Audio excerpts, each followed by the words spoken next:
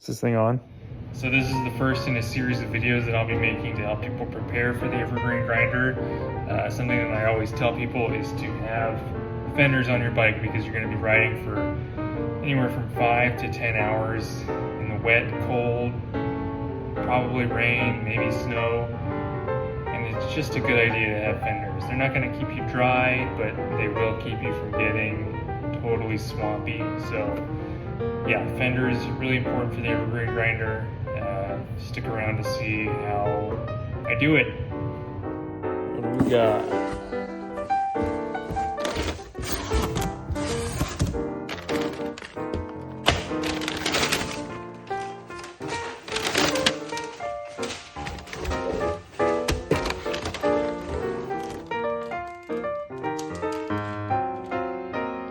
Alright, so when you open the box, you're going to have 2 fenders, and then a bag of assorted hardware, which I have dumped out, and 2 fender stays, as well as the instructions. So I like to start with the rear fender because I think that one's harder. It involves some drilling in the fender to line up here with the seat stay bridge. And I like to do a dry fit over the tire and line up the hole in the bottom with the hole in the chainstay bridge, and that gives you an idea of where you're going to be drilling. So yeah, just a closer look. You want to match that hole there in the fender with the hole in your seat stay, your chainstay, and that is going to indicate where you will drill at the seat stay bridge. Okay, so you'll notice I've taken my wheel out and I've marked where I'm going to be drilling. Just a little scratch there in the finish will do. And pro tip, make sure it's in the middle. You don't want to have your fender misaligned. So I took a tape measure and measured it across here, and it's 1.5 inches. So I just made my mark 3/4 of an inch across. And that should be right smack in the middle. All right, safety first. All right, so you can see here I've got my hole drilled. I messed up a little bit, but it doesn't really matter. It's gonna be covered up with the washer, and there's no cracks or anything around it, so I think it's fine. Okay, so the next thing that we're gonna do is attach our stays to our fender, and to do that, you're gonna be using these 4 pieces, and I don't know what any of them are called except the nut and the washer, but I'll show you how to put those together. Okay, so you can take this one, slide it around the fender all the way to the top. Sorry, the stay. And then you're gonna take this one, kind of hollow it out on one side, and you're gonna put it over the threaded side of this one. And then you're gonna do the same thing on the other side. Get your other little hollowed out one. And then,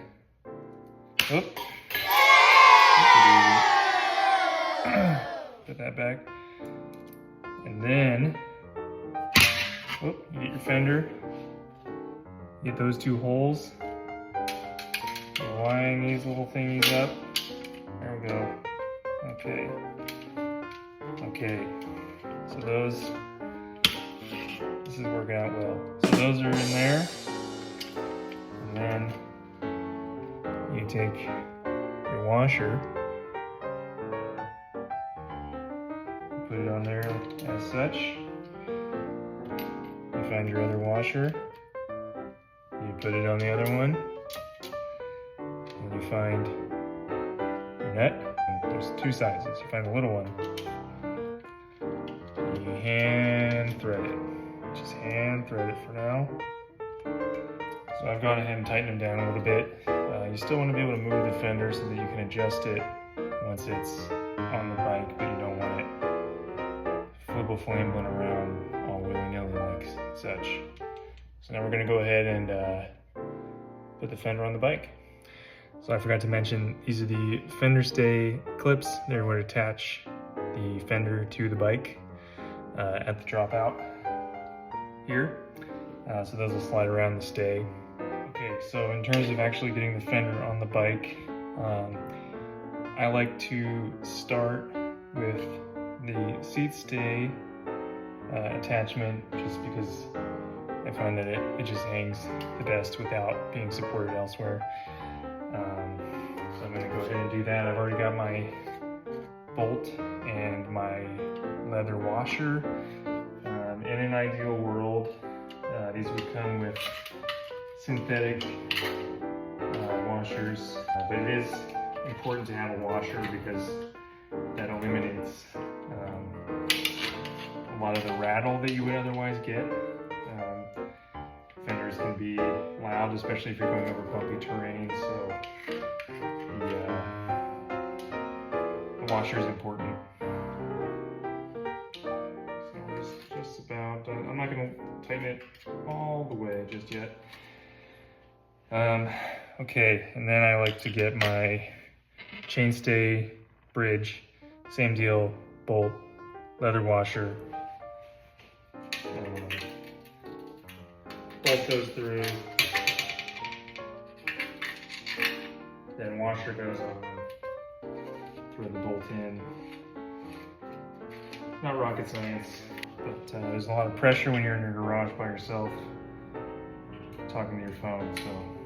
Okay, so now the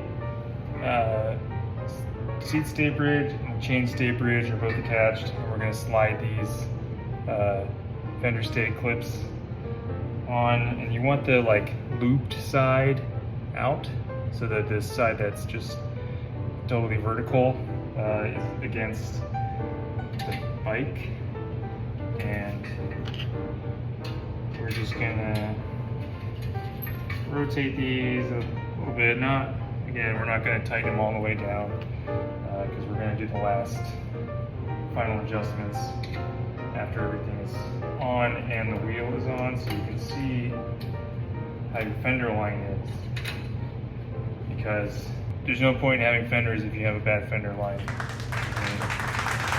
hate to sound snooty, but it's important. It's important for, it's just important, you know? So anyway, okay, so I'm gonna show you chainstay bolt attachment, seat stay bolt attachment, trash on the ground, and these are the chainstay attachments with the looped side out. Keeps the stay off of your paint. Wheel back in. I'm looking at my fender line. It's a little wacky. That's okay. I'll massage it. The important thing we're looking for right now is to make sure that there's no rub, that the tire is not physically touching the fender, and that it's not close to touching the fender either. I've been futzing with them for probably 5 or 7 minutes, and as you can see, there's a pretty even line all the way around the fender, and it gets a little messy right here. There's some extra space, but I'll figure that out later. But the important thing is there's no rubbing. Alright, so the bag's done. We're gonna repeat the process for the front fender. It's a little bit easier because it's already drilled, but the fork crown does present its own challenges, and I will try to illustrate that the best I can, but I'm limited in how I can film. As you can tell, I'm not a video person. Okay, so I've got my stays in the front fender. Same process as the rear. The main difference, like I said, in the front is that the fork crown is already drilled, and then you get this little L bracket. L bracket, and put it on like such, like an L, and then this part connects to a hole in the fork crown that goes horizontally. All right, so I've got my front wheel off. I've got my L bracket attached. And I've got the bolt on the nut that goes through my fork crown off. And I'm just gonna place the L bracket to that bolt. And just hand tighten it. Now, it's a little awkward to do, especially with the dynamo light hanging off, but you just need to kind of hang in there so you can attach the stays. Okay, so I've got my fender stays attached here at the dropout, and it's really nice on this bike. There's clearance between the brake and the stay, and you can tell it was really thoughtfully designed. Some bikes that can be an issue, luckily not this one. And then I've got my bolt here at the fork crown on the L bracket. Not super tight, still kind of wibbly wobbly, so I can get it adjusted. So I'm gonna go ahead and throw the wheel back in and see where we're at. Okay, so good news and bad news. I got my fender on, the wheel in. There's no rubbing. The fender is all the way up at the fork crown, and that will probably make some noise as it bounces around like that, but I'll figure something out. The big issue I'm running into is obviously that fender line, this fender line here, that is a no-no.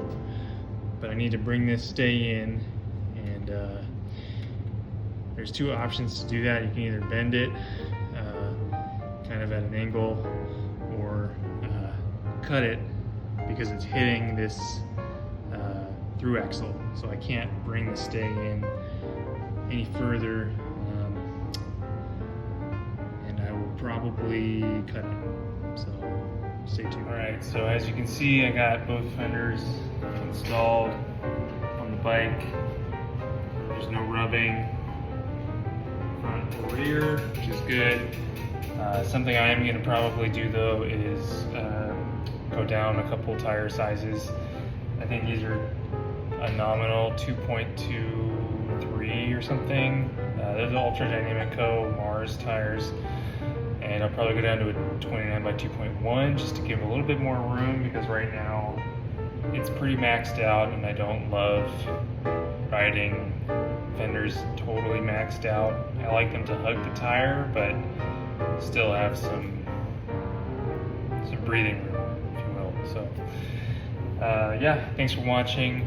Comment below if you have any questions, or if you think I did it wrong, that's fine. Yeah, thanks for watching, and this is the first in a series of videos I'll be making to help prepare people for the evergreen grinder.